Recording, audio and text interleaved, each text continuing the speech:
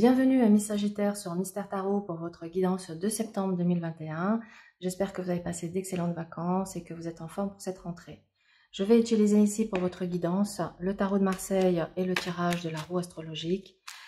Et on va aborder ici le domaine professionnel, financier et sentimental. Voilà, donc vous pourrez retrouver à la fin de cette vidéo une extension sur mon site internet dont le lien s'affiche à l'écran et que vous pouvez retrouver également sous la vidéo. Pour ceux que ça intéresse, j'ai une chaîne Mystère Tarot sur mon site internet qui permet d'avoir toutes les extensions des signes astrologiques. Et en vous adhérant pour 15 € par mois, vous avez un accès illimité à toutes les vidéos. Voilà. Allez, c'est parti. Nous allons regarder ici pour les Sagittaires, septembre 2021.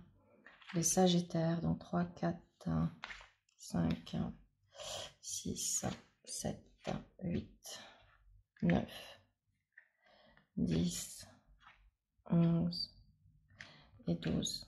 Allez, on va ranger le reste des arcanes pour l'extension. On va essayer de recadrer bien ça. Hop là, hop là. C'est bon, on a tout. C'est parti. Alors, quel est votre état d'esprit, amis Sagittaires, sur ce mois de septembre? Eh bien, dis donc, on a beaucoup de papes qui ressortent ici dans les guidances. Donc, votre état d'esprit et vers quoi vous vous tournez? Vous ressortez ici en force tranquille, en sagesse, rempli de bienveillance, de connaissances, d'éveil, qui vont vous permettre d'apporter des transformations, qui vont vous permettre de faire du tri également dans vos relations, peut-être même de mettre terme à une relation, à une association, à certaines relations. Il y a vraiment l'idée ici de faire du tri, de faire du ménage, de tailler dans le vif. Mais avec beaucoup de bienveillance, avec beaucoup de sagesse, avec beaucoup de maturité.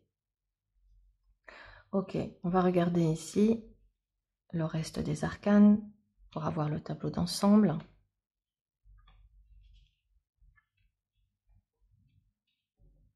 Ok. Donc nous avons le monde et le battleur. On vous dit que le moment est venu de vous ouvrir à quelque chose de nouveau, hein, de faire peut-être ici l'inventaire de tout votre panel de compétences, d'outils que vous avez à votre disposition pour pouvoir faire le passage, aller vers les changements que vous souhaitez et surtout aller vers vos objectifs, vers votre épanouissement et votre réalisation.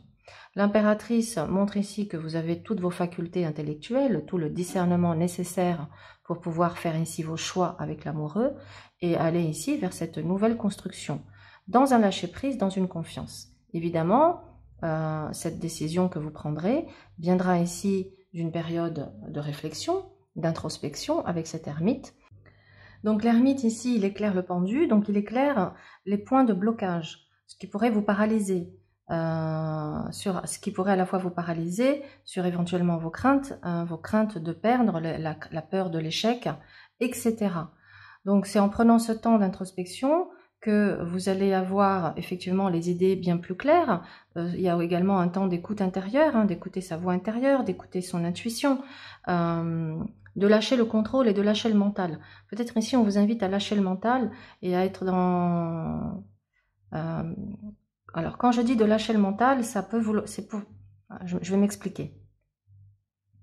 C'est qu'à trop réfléchir, à trop penser, on pourrait justement paralyser l'action. Vous voyez, on a ici un pendu face à l'impératrice. Donc, l'impératrice, elle a des idées, ça bouillonne dans sa tête. De même pour la papesse, hein, c'est quelqu'un qui réfléchit et qui analyse. Donc, nous avons ici des cartes d'intelligence, de réflexion, d'analyse. Mais en même temps, il se pourrait avec cette force que on soit tellement à vouloir conserver peut-être certaines choses, certains acquis, que ça pourrait paralyser, que ça pourrait vous empêcher d'être dans l'action et d'aller vers les changements que vous souhaitez. La force dans le challenge et le défi, ça va être je lâche le contrôle, je canalise mes pulsions et je cesse aussi de réprimer mes propres besoins, mes désirs, hein, pour me conformer à quelque chose d'extérieur à moi. Non, on n'a pas à se conformer à ce que les autres attendent de nous. On a à faire ce qui est bon pour nous et pas ce que les autres attendent de nous. Sinon, on se met dans des situations de souffrance inutiles. Donc voilà ce que vous invite à faire ici cette ermite par rapport à ce pendu.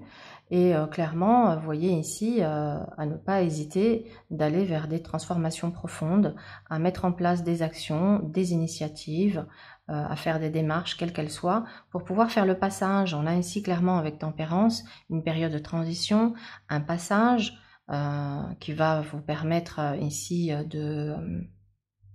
enfin en tout cas pas qui va vous permettre, mais vous demande une certaine patience, une certaine philosophie, une certaine sagesse et une maturité pour agir au mieux de vos intérêts. Voilà pour la partie professionnelle. Nous avons donc ici plusieurs possibilités qui vont s'ouvrir à vous et qu'il faudra quelque part oser le changement. Oser le changement. C'est vraiment comme ça que je le ressens. Donc au niveau financier, nous avons ici la papesse qui montre que vous saurez faire preuve d'une gestion de comptable, hein, que vous allez parfaitement gérer vos finances. La papesse peut également représenter ici une signature puisque nous avons juste à côté une maison Dieu et juste à côté un pape. Donc on pourrait être ici sur une signature par rapport chez un notaire ou à la banque pour un crédit ou chez un notaire pour finaliser la vente ou l'achat d'un bien immobilier. Le battleur assure une augmentation de vos revenus. La force montre une belle maîtrise, mais qu'il faudra néanmoins canaliser certaines pulsions pour aller ici vers ce monde, à savoir atteindre vos objectifs sur le plan financier et matériel. Ce monde annonce que ce qui est au stade aujourd'hui d'idées, de projets, à partir du moment où vous allez mettre les actions en place, apporter les changements nécessaires, vous irez vers la réussite et le succès de vos projets. Au niveau sentimental, l'ermite montre que certains sagittaires peuvent avoir ici un sentiment de solitude, un sentiment de stagnation, un sentiment d'échec dans leur vie amoureuse. L'ermite éclaire à la fois, il éclaire ici toute cette partie-là. Donc ça veut dire qu'il est temps d'aller faire la lumière sur les blessures, sur les croyances limitantes, sur les programmes erronés que vous avez récupérés de votre mère, de votre lignée familiale. On a ici clairement des mémoires transgénérationnelles qui entravent, qui bloquent votre épanouissement affectif. Ça peut bloquer ici la conception d'un enfant, comme ça peut bloquer la construction d'une relation amoureuse, sentimentale, pérenne.